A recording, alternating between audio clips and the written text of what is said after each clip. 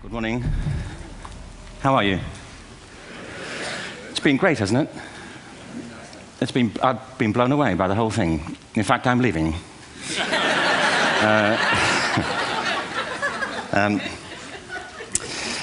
There have been three themes, haven't there, running through the conference, which are relevant to what I want to talk about. One is the extraordinary evidence of human creativity in all of the presentations that we've had and in all the people here. Just the variety of it and the range of it. The second is that it's put us in a place where we have no idea what's going to happen in terms of the future. No idea how this may play out. I have an interest in education. Actually, what I find is everybody has an interest in education. Don't you? I find this very interesting. If you're at a dinner party and you say you work in education, actually, you're not often at dinner parties, frankly, if you work in education. You're not asked, and you're never asked back, curiously. That's I think it strikes me. But if you are, and you say to somebody, they say, what do you do? And you say, you work in education, you can see the blood run from their face. They think, oh my God, why me? It's my one night out all week. But if you ask people about their education, they pin you to the wall. Because it's one of those things that goes deep with people. Am I right? Like religion and money and other things. So I have a big interest in education, and I think we all do. We have a huge vested interest in it, partly because it's education that's meant to take us into this future that we can't grasp. If you think of it, children starting school this year will be retiring in 2065. Nobody has a clue, despite all the expertise that's been on parade for the past 4 days, what the world will look like in 5 years' time. And yet we're meant to be educating them for it. So the unpredictability, I think, is extraordinary. And the third part of this is that we've all agreed, nonetheless, on the really extraordinary capacities that children have, their capacities for innovation. I mean, Serena last night was a marvel, wasn't she? Just seeing what she could do. And she's exceptional, but I think she's not, so to speak, exceptional in the whole of childhood. What you have there is a person of extraordinary dedication who found a talent. And my contention is all kids have tremendous talents, and we squander them pretty ruthlessly. So I want to talk about education, and I want to talk about creativity. My contention is that creativity now is as important in education as literacy, and we should treat it with the same status. Thank you.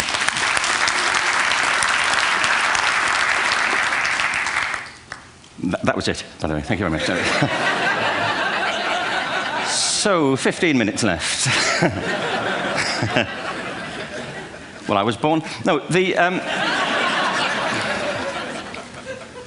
I had a great story recently, I love telling it, of a little girl who was in a drawing lesson. She was 6, and she was at the back drawing, and the teacher said this little girl hardly ever paid attention. And in this drawing lesson, she did. And the teacher was fascinated. She went over to her and she said, "What are you drawing?" And the girl said, "I'm drawing a picture of God." And the teacher said, "But nobody knows what God looks like." And the girl said, "They will in a minute."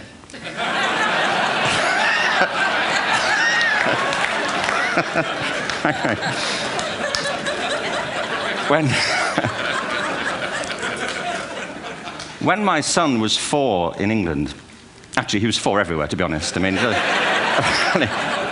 if we're being strict about it, wherever he went, he was 4 that year. But he was in the Nativity play. Do you remember the story? No, it was big. It was a big story. Mel Gibson did the sequel. You may have seen it. I don't know. It was Nativity 2. But James got the part of Joseph, which we were thrilled about. We consider this to be one of the lead parts. We had the place crammed full of agents in T-shirts, James Robinson is Joseph. He didn't have to speak, but do you know the bit where the 3 kings come in? They come in bearing gifts, and they bring gold, frankincense, and myrrh. This really happened. We're sitting there, and they, I think, just went out of sequence. Because we talked to the little boy afterwards and said, are you okay with that? And they said, yeah, why was that wrong? They just switched. I think that was it. Anyway, the 3 boys came in, little 4-year-olds with tea towels on their heads, and they put these boxes down. The first boy said, "I bring you gold." And the second boy said, "I bring you myrrh." And the third boy said, "Frank sent this."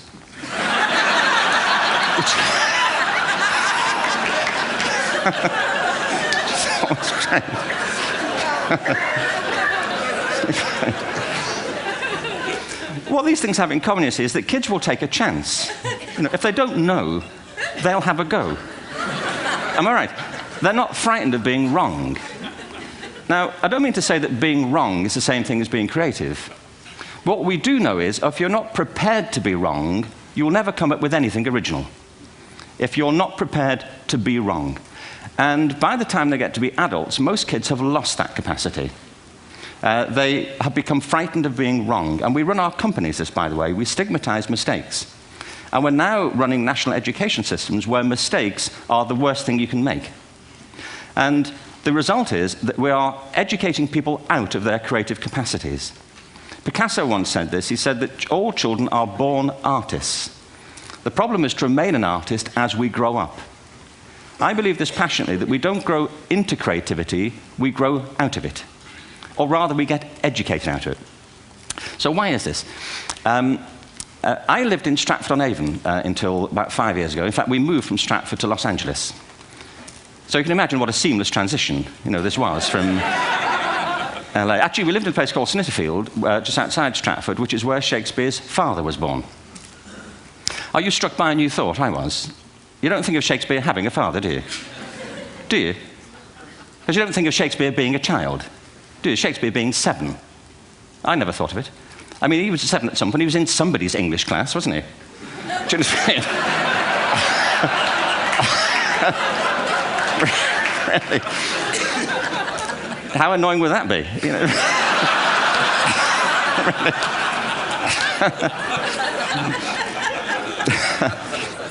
Must try harder. Being sent to bed by his dad, to Shakespeare. Go to bed now, to William Shakespeare, and put the pencil down, and stop speaking like that. It's confusing everybody.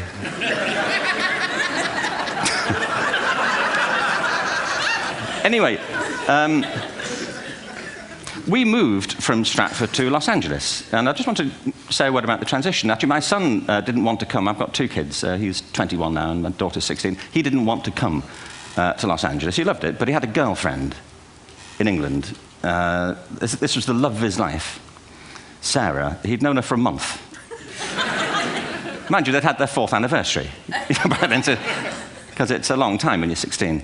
Anyway, he was really upset on the plane. He said, "I'll never find another girl like Sarah." And we were rather pleased about that, frankly, because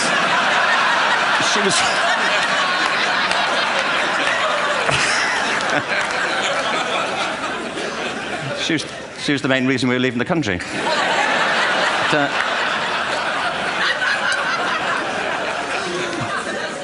But something strikes you when you move to America and when you travel around the world. Every education system on Earth has the same hierarchy of subjects. Everyone, doesn't matter where you go. You think it would be otherwise, but it isn't. At the top are mathematics and languages, then the humanities, and at the bottom are the arts, everywhere on Earth. And in pretty much every system, too, there's a hierarchy within the arts. Art and music are normally given a higher status in schools than drama and dance. There isn't an education system on the planet that teaches dance every day to children the way we teach them mathematics. Why? Why not? I think this is rather important. I think maths is very important, but so is dance. Children dance all the time if they're allowed to. We all do. We all have bodies, don't we? Did I miss a meeting? I mean, I think...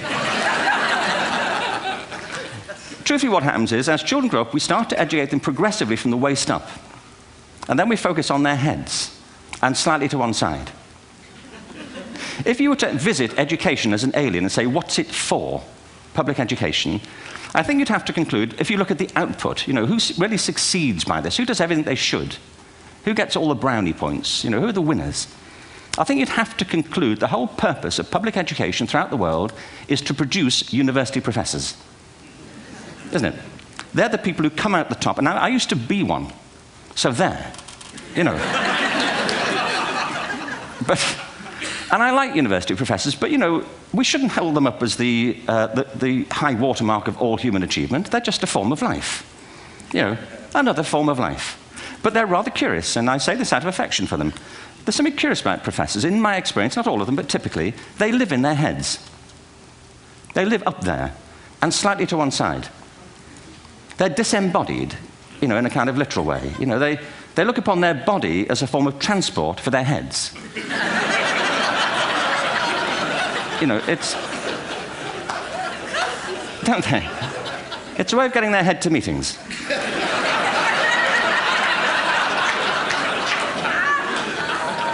If you want real evidence of out-of-body experiences, by the way, get yourself along to a residential conference for senior academics and pop into the discotheque on the final night. And there you will see it, grown men and women writhing uncontrollably off the beat, waiting to end so they can go home and write a paper about it. Now, our education system is predicated on the idea of academic ability. And there's a reason. The whole system was invented around the world. There were no public systems of education really before the 19th century. They all came into being to meet the needs of industrialism. So the hierarchy is rooted on two ideas. Number one, that the most useful subjects for work are at the top. So you were probably steered benignly away from things at school when you were a kid, things you liked, on the grounds you would never get a job doing that. Is that right? Don't do music, you're not going to be a musician. Don't do art, you won't be an artist. Benign advice, now profoundly mistaken. The whole world is engulfed in a revolution. And the second is academic ability, which has really come to dominate our view of intelligence because the universities designed the system in their image. If you think of it, the whole system of public education around the world is a protracted process of university entrance. And the consequence is that many highly talented, brilliant, creative people think they're not, because the thing they were good at school wasn't valued or was actually stigmatized. And I think we can't afford to go on that way. In the next 30 years, according to UNESCO, more people worldwide will be graduating through education than since the beginning of history. More people. And it's the combination of all the things we've talked about, technology and its transformational effect on work, and demography and the huge explosion in population. Suddenly, degrees aren't worth anything. Isn't that true?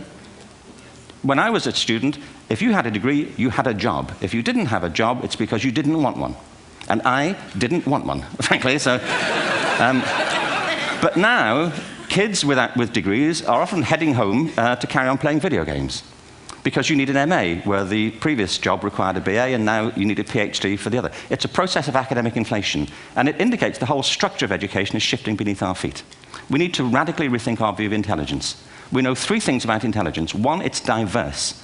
We think about the world in all the ways that we experience it. We think visually, we think in sound, we think kinesthetically, we think in abstract terms, we think in movement. Secondly, intelligence is dynamic.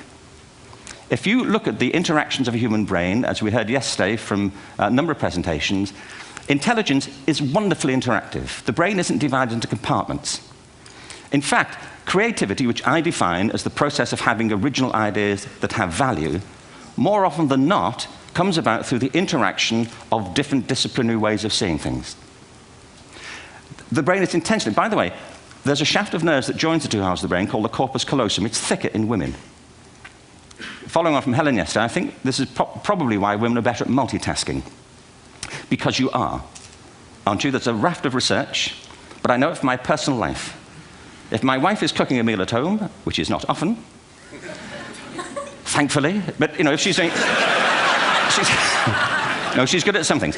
But if she's cooking, she's dealing with people on the phone, she's talking to the kids, she's painting the ceiling, she's doing open heart surgery over here. If I'm cooking, the door is shut, the kids are out, the phone's on the hook. If she comes in, I get annoyed. I say, Terry, please, I'm trying to fry an egg in here.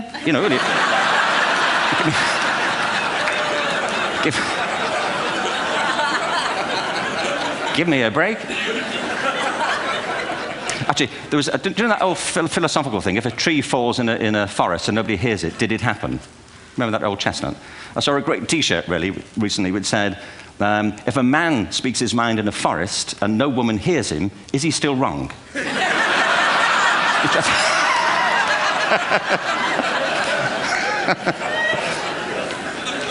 And the third thing about intelligence is it's distinct.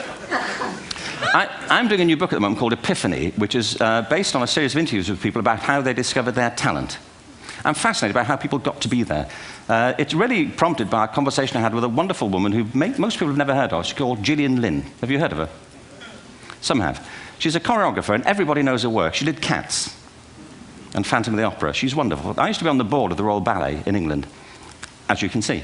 And anyway, Jill and I had lunch one day. I said, how'd you get to be a dancer? And she said it was interesting. When she was at school, she was really hopeless. And the school in the 30s wrote to her parents and said, we think Gillian has a learning disorder. She couldn't concentrate, she was fidgeting. I think now they'd say she had ADHD. Wouldn't you? But this was the 1930s, and ADHD hadn't been invented, at this point, so it wasn't an available condition. People weren't aware they could have that. Anyway, she went to see this specialist. So this oak-panelled room, and she was there with her mother, and she was led and sat on this chair at the end, and she sat on her hands for 20 minutes while this man talked to her mother about all the problems Gillian was having at school.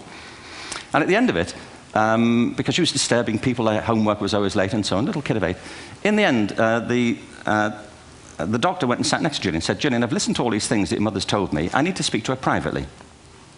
So he said, wait here, we'll be back. We won't be very long. And they went and left her. But as they went out the room, he turned on the radio that was sitting on his desk. And when they got out the room, he said to her mother, just stand and watch her. And the minute they left the room, she said she was on her feet, moving to the music.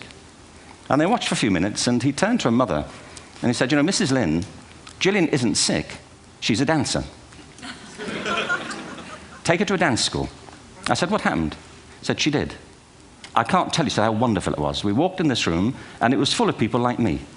People who couldn't sit still. People who had to move to think. Who had to move to think. They did ballet, they did tap, they did jazz, they did modern, they did contemporary. She was eventually auditioned for the Royal Ballet School. She became a soloist. She had a wonderful career at the Royal Ballet. She eventually graduated from the Royal Ballet School, found her own company, the Gillian Dance Company, met Andrew Lloyd Webber. She's been responsible for some of the most successful musical theatre productions in history. She's given pleasure to millions, and she's a multi-millionaire. Somebody else might have put her on medication and told her to calm down. Now, I think...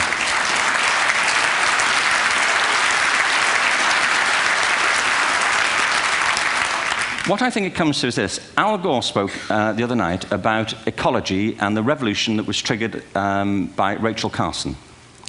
I believe our only hope for the future is to adopt a new conception of human ecology, one in which we start to reconstitute our conception of the richness of human capacity.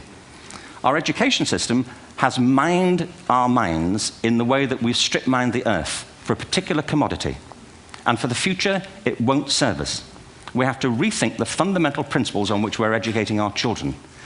There was a wonderful quote by Jonas Salk, who said, if all the insects were to disappear from the earth, within 50 years, all life on earth would end. If all human beings disappeared from the earth, within 50 years, all forms of life would flourish. And he's right. What TED celebrates is the gift of the human imagination.